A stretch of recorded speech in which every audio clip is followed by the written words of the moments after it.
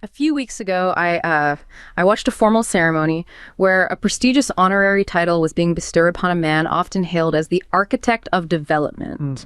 The atmosphere in the room was thick with this, polished, reverent sort of pride. Men in expensive suits spoke of national stability and the era of cheap rice, and their voices carried this tone of absolute certainty. To them, this man wasn't just a leader. He was a savior who had paved the roads and built the skyline we see today. There was this palpable sense of, finally, he's getting the recognition he deserves. But as I walked away from the gala, I encountered a very different scene just a few blocks away. A small group of elderly women stood in a line, perfectly still, holding these weathered black umbrellas against a gray sky. They weren't shouting or protesting, they were just standing there, in a silence so heavy it felt like it could crack the pavement. They held up old, faded photographs of young men's sons and brothers who had vanished into the dark rooms of power decades ago, and they never returned. What was striking was the reaction when I mentioned these women to someone leaving the ceremony. His face, which had been glowing with admiration just moments before, twisted into this look of sharp, almost defensive irritation. "Why can't they just let it go?" he snapped. "Look at the bridges we have. Look at the progress. You can't make an omelet without breaking a few eggs." That instantaneous shift from celebrating a father of the nation to dismissing human lives as mere statistical casualties for the sake of stability was deeply unsettling. It felt as though the prestigious title being celebrated inside was less of an honor and more of a thin, expensive shroud intended to cover a history that was still shivering with cold. It forces you to look past the gold-leafed citations and ask a much darker question. What is the true cost of a title when the pen that writes it is forced to bow to power and the ink is used to blot out the blood on the floor? Every time I hear that story, the part that chills me isn't the ceremony itself.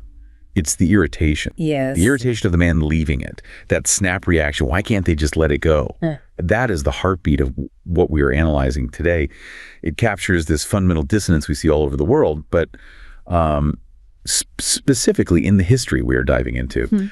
On one side, you have state history, the monuments, the titles, the glorious narratives of stability, the concrete reality of bridges. And on the other, you have lived memory, the trauma, the silence, the people standing in the rain with photos of people who aren't supposed to be missing. It's the tension between the statue and the square and the ground beneath it. And today, we are going to look at how power structures, specifically focusing on Indonesia's new order, but also looking at the U.S. and even global academia, how they curate the past to control the present. We have a massive stack of sources today, from analyses of the New Order development strategies to, debates about archaeology on Reddit and the design of war memorials. And I want to be clear right off the bat, we aren't just doing a history lesson here. We are looking at the mechanism of how a narrative is built.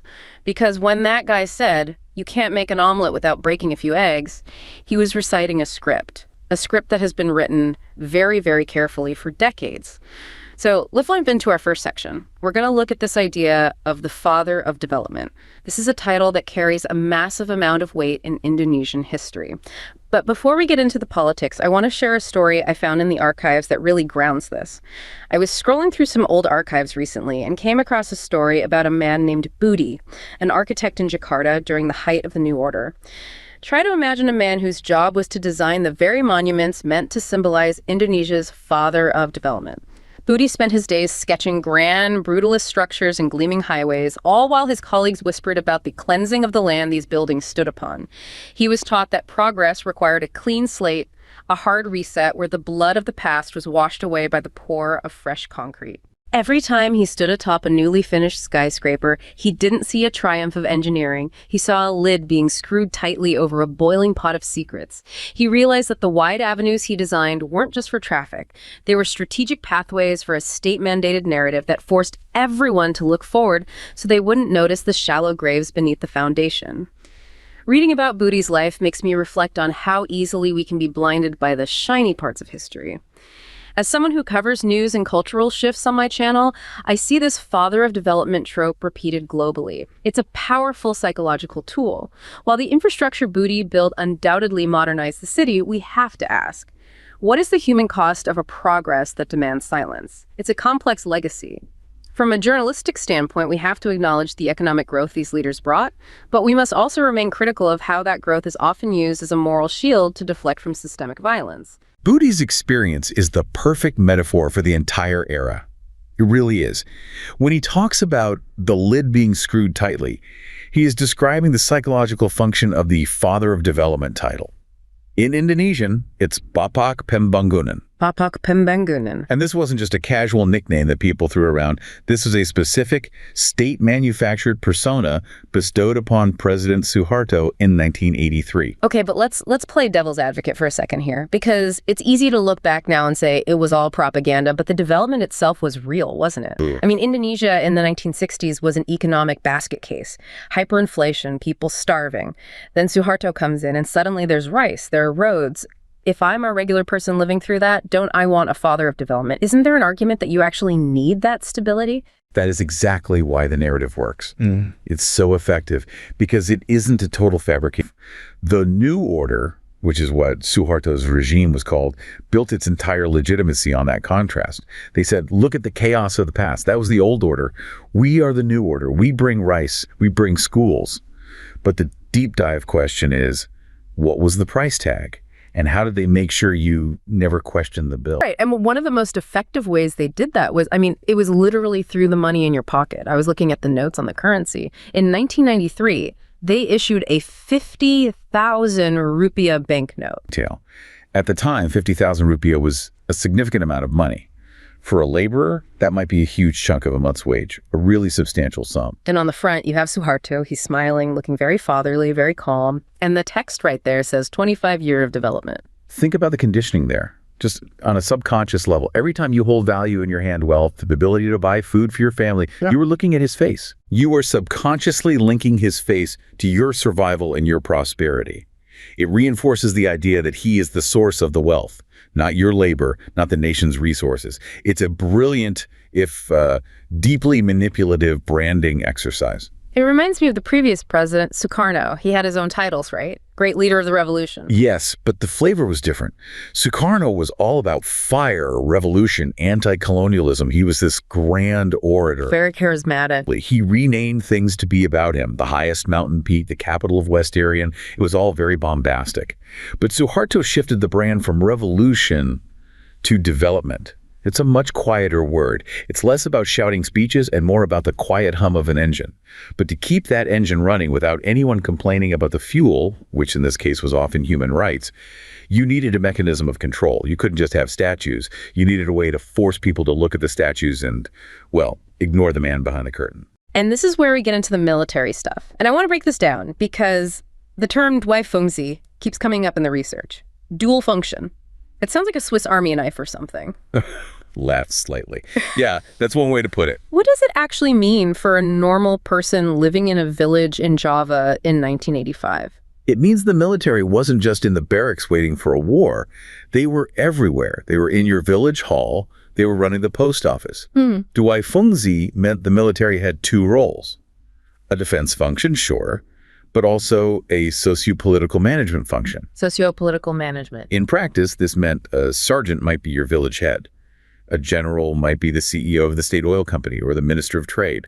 The military wasn't just an army. It was a parallel government woven into the fabric of civilian life. So the logic of the military chain of commanders, that becomes the logic of the grocery store, the school board, the local government. Exactly.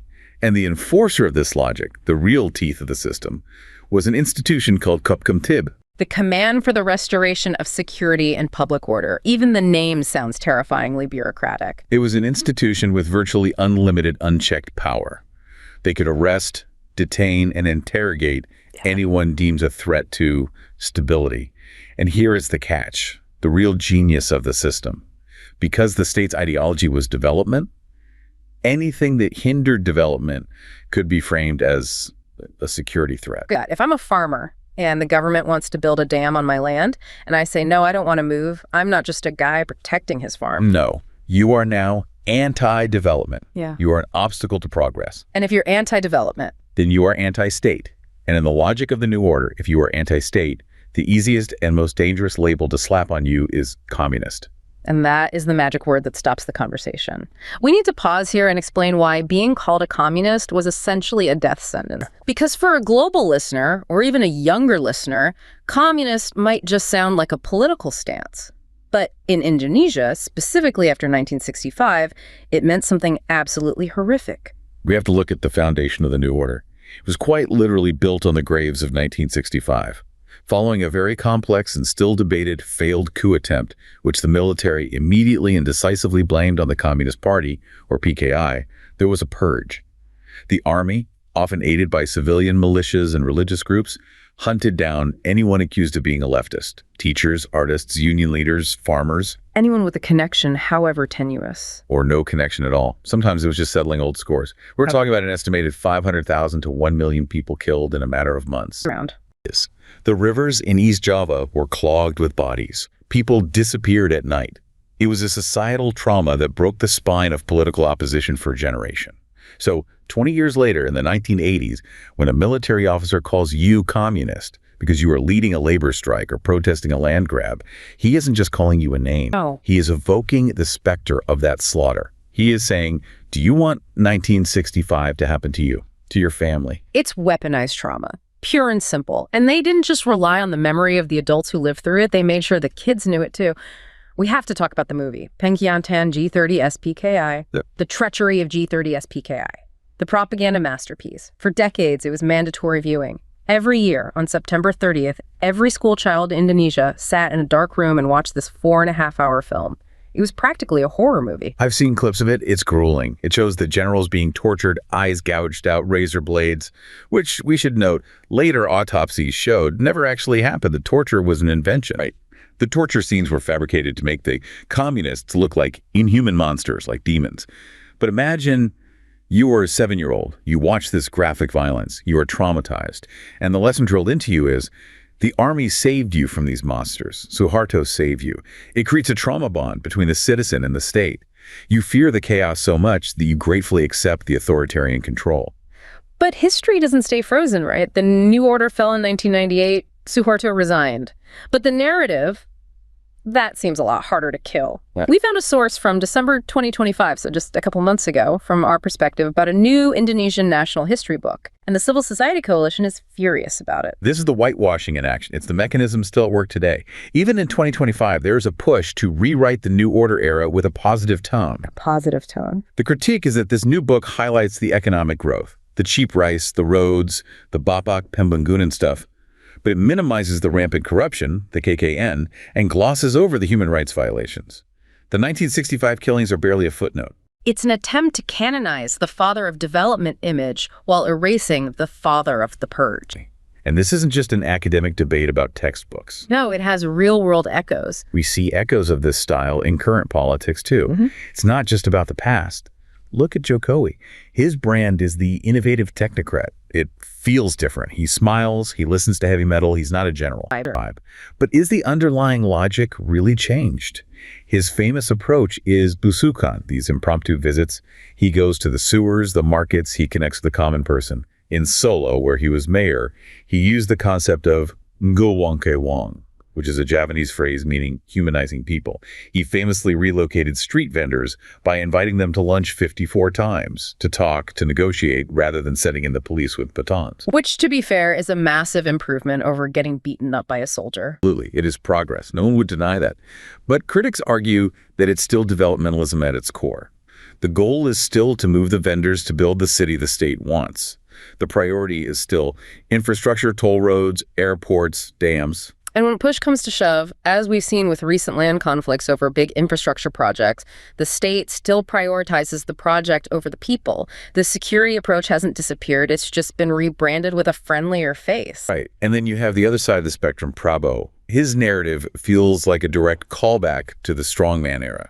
He's not even trying to rebrand it. And we have a note here about him using a fiction book called Ghost Fleet as a source for national policy. This blew my mind. I had to read this twice. This is a bizarre and fascinating case study in narrative control. Ghost Fleet is a techno-thriller novel. It's written by Peter Singer and August Cole. It's fiction. It posits a scenario where, among other things, Indonesia fragments and dissolves as a nation. Prabowo cited this in a major speech as a prediction from experts abroad. Okay. Did he know it was fiction? Or did he think it was a real strategic analysis? It's hard to say for sure what was in his head, but he presented it as a serious strategic forecast. He used it to stoke a fear of national disintegration. He's tapping into that deep-seated anxiety. The nation is fragile. Enemies are at the gate. You need a strong leader, a tiger to hold it together. It's the same psychological lever Suharto used. Fear of chaos justifies strong control, even if the chaos is coming from a sci-fi paperback. It's just wild. You have the state telling you, look at the bridges, ignore the graves, look at the stability, ignore the silence. They are constantly trying to pull you into this linear timeline where everything is getting better and the past is just a stepping stone. But what happens when people refuse to step? What happens when they refuse to follow the state's clock? This brings us to the second part of our deep dive, resistance. I saw a series of photographs online depicting a sea of black umbrellas standing in front of the Merdeka Palace, a ritual known as Aksi Kamisan. Try to imagine an elderly woman named Ibu Maria. Every Thursday for nearly 2 decades, she has stood there in the stifling heat or the monsoon rain, holding a black umbrella like a silent shield. She isn't there to overthrow the government. She's there to prevent the phantom time from swallowing her son's memory. Her son was a victim of the 1998 riots, a period the state has tried to package as a necessary, if chaotic, transition. To the officials behind the palace gates, Maria is an anomaly, a glitch in their carefully curated timeline of national stability. But to her, that umbrella is a piece of living archaeology. It is a physical marker in time that refuses to let the political hard reset of 1965 or 1998 become a mere footnote in a textbook. When I watch footage of these protesters, I'm struck by the sheer endurance of human memory. It's a deeply emotional sight that transcends simple political labels. As a creator, I try to understand the pain of those who feel erased by their own country. While some might view these protests as a disruption to social harmony or a refusal to move on, I see them as a vital democratic pulse. It's a reminder that a nation's consensus on history is often manufactured. We need to respect the grief of these families, even if their truth makes the official narrative feel uncomfortable or unstable. Ibu Maria's umbrella is one of the most potent symbols in modern Southeast Asian history. I really believe that. We are talking about Aksi Kamisan, the Thursday actions. And we need to appreciate the sheer endurance here. This started on January 18th, 2007. 2007. That is 19 years of standing. Every single week. Why Thursday? Is there a significance to the day? Initially, it was just the day they chose. But now, Kamis, the Indonesian word for Thursday, has become synonymous with the search for justice. It was directly inspired by the mothers of the Plaza de Mayo in Argentina. Okay. The women who marched for their disappeared children under the military junta. Exactly. They saw that model of silent, persistent, maternal grief as a form of protest that couldn't easily be shut down. The key figures in Jakarta, people like Sumarsi, whose son Wawan was shot during the Semanggi protests in 1998, and Suciwati, the widow of the human rights activist Munir, who was poisoned on a flight in 2004, they decided they would not let the state turn the page. They would stand there every week until there was an answer. And the visual language is so specific. The black clothes, the black umbrellas. It represents mourning, yes, but the umbrella is also a shield. It protects you from the heat, from the rain, but also symbolically from the lies of the state. It carves out a small, defiant space of truth in front of the palace. It is a space of refuge. I want to get into the philosophy of this because our notes mention a concept called circular time versus linear time. This sounds a bit like, a line from True Detective, time is a flat circle, but in a political context, it seems really important. Can you break this down for me? I could try. Because to the average person, time is linear. 1998 was 28 years ago. Why is that view state propaganda? Wait, linear time is the timeline of the perpetrator of the state. The state says 1965 happened, then it ended. Then 1998 happened, then it ended. We built a bridge, we held an election, we moved on. It treats events as closed chapters, as points on a line that you move past. This is crucial for the state because it allows them to say, why are you bringing up old stuff? That's history. It's in the past. Let the egg stay broken. Exactly. Let it go. But for the victim, for the mother whose son walked out the door in 1998 and never came back, the time isn't linear. The event never ended. Every morning she wakes up and he isn't there. The crime is reoccurring. The injustice is happening right now. The disappearance is a continuing state of being. So it's like, if you break your leg, it heals, and the breaking is in the past, that's linear. But if your child is stolen, the theft is happening every single second that they are gone. That is circular time, the trauma loops. The injustice is present, not past. So when Sumersi stands in front of the palace every Thursday, she isn't remembering the past. She is forcing the state to confront the present. She is collapsing the timeline. She's bringing the genocide of 1965, the shootings of 1998, and the assassination of Munir in 2004 all into the now. Well, it's basically saying, I refuse to live in your timeline where this is over. For me, it will never be over until there is justice. And that refusal is contagious. What started as a small group of families in Jakarta has spread.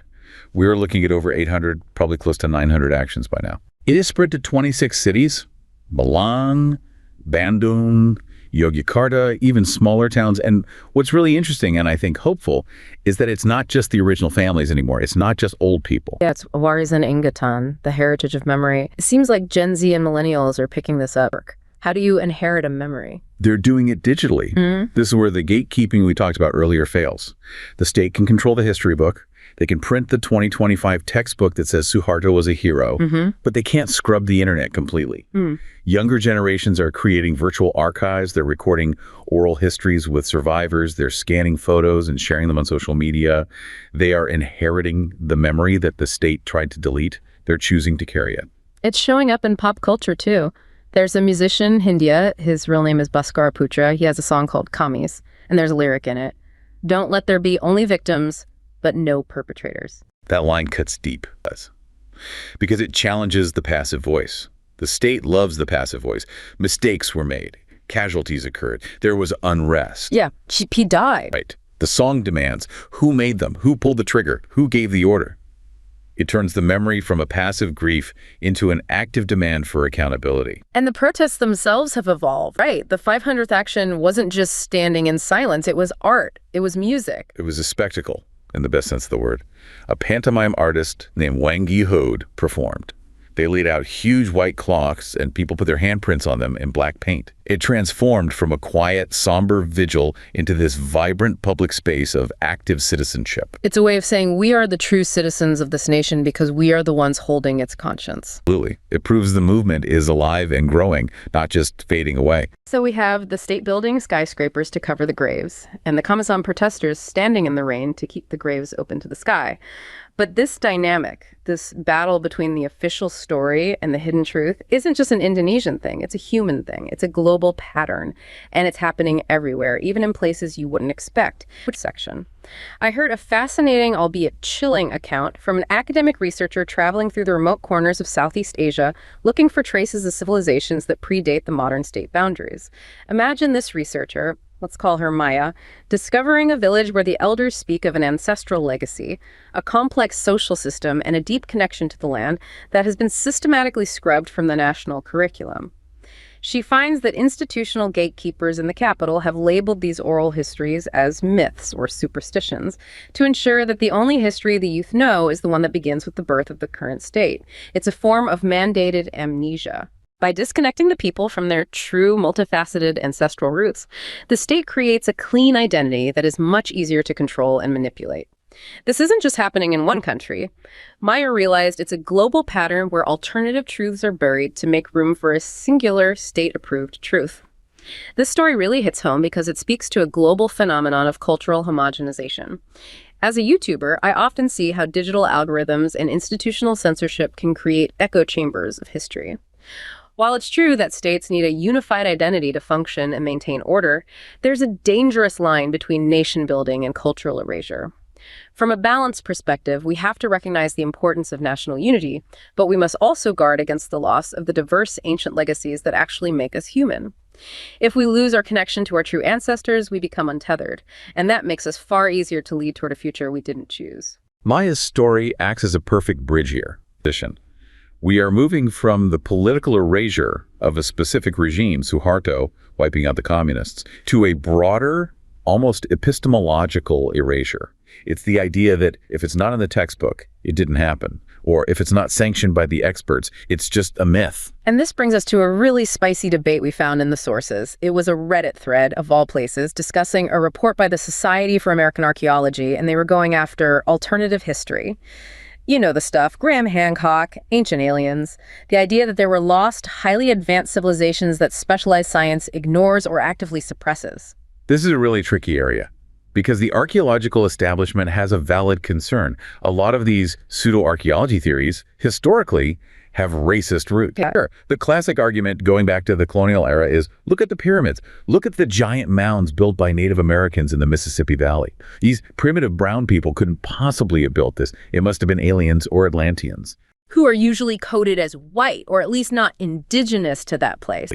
It denies the agency, the intelligence, and the genius of the indigenous people. It says, you're too dumb to stack rocks like that. A lost white race or aliens must have done it for you. So the Society for American Archaeology argues that these myths destroy critical thinking and in some cases can promote white supremacy. Okay, but the Reddit thread pushed back. And this is where it connects back to Indonesia. The users were basically arguing, hey, we don't trust you either. They feel like the official experts are the gatekeepers. Yes, that's the word they used, gatekeepers. Gatekeepers who ignore anomalies and dismiss evidence that doesn't fit the established timeline, all to protect their own careers and the status quo. It's the same mechanism of distrust as with the father of development. If the authority has lied to you before, or if you perceive that the authority has a history of colonial bias, which mainstream archaeology definitely does, then you become skeptical of the authority's official timeline. So the Reddit users weren't necessarily saying aliens are real. Many were saying, we want the right to question the official narrative without being immediately labeled a racist or a crazy person. It's a crisis of institutional trust. When the state, or the academy in this case, prunes the history too much, people start looking for the roots themselves, and sometimes they find some pretty weird stuff down there. But this act of pruning, of deciding which memories are official and which are not, it happens in our most sacred national spaces. Which brings us to our last comparison, one that really drives this home. The Vietnam War Memorial. This is a beautiful and heartbreaking comparison to Kamisan. We all know the wall in D.C., Maya Lin's design. A black granite scar in the earth with the names of the 58,000 American dead. It's incredibly moving. Everyone who sees it says so. But it's also very linear, isn't it? In the way we were just talking about, it lists the names by date of death. It starts, it ends, it contains the grief. It is the state's container for memory. And it has a very specific, very policed border. It includes American military deaths. It does not include the millions of Vietnamese, Laotians, and Cambodians who died. It does not include the American veterans who died later from Agent Orange exposure or suicide. It cleans up the war into a tidy list of honorable sacrifices. But just like Ibu Maria's umbrella, there are memories that don't fit in the state-sanctioned container. We read about the Missing Peace Project. Fascinating. The National Park Service, the NPS, collects thousands of items that people leave at the wall: boots, letters, flags, teddy bears. They meticulously archive them. It's a huge collection. But the Missing Peace Project found that items left by the Vietnamese diaspora refugees who lost their homes, their families, their country, were often rejected or not archived by the NPS. So the state is literally saying, this monument is for our memory. Your memory, the memory of the refugee, the person whose country we destroyed, doesn't fit here. It's not part of the official story. It's mandated amnesia all over again. The archive itself becomes a gatekeeper. But the response from the community is what some scholars call rhizomatic. That's a fancy word. But it's a great image. It means root-like. If the state blocks the main road, the memory spreads underground through other channels, popping up in unexpected places. The Missing Peace Project collects these rejected memories, creating a counter-archive. And there's that artist, Binu Dan, the chlorophyll prints. This is amazing. He takes archival photos of war victims, both American and Vietnamese, and he developed a technique to expose them onto living leaves using photosynthesis. The image is literally burned into the cellular structure of the plant by the sun. So the memory becomes part of a living organism. It's the ultimate rebuttal to the cold, hard, concrete monument. The state can build a wall of black granite, but the land itself, the leaves, the soil, the biology, remembers the trauma in its own way. This creates what one academic calls an ecology of memory. Just like the bomb craters in Laos that are now used as fish ponds, you can rewrite the history book, but you can't completely rewrite the landscape. The scars remain, and people find new life in them. Day. Wow. We started with the father of development pouring concrete over the mass graves of 1965. Then we stood under the black umbrellas of Kamisan, watching them collapse time to keep the demand for justice alive in the present. And we've looked at how everyone from Reddit users arguing about pyramids to Vietnamese artists printing on leaves are all, in their own way, fighting to keep the wild roots of history from being paved over by an official narrative. It really highlights that history isn't a noun, it's a verb. It's a fight. It's an active, ongoing struggle between the desire for a clean, stable story and the messy, painful, complicated reality of lived experience. And usually we assume the guys with the gold medals and the skyscrapers win that fight.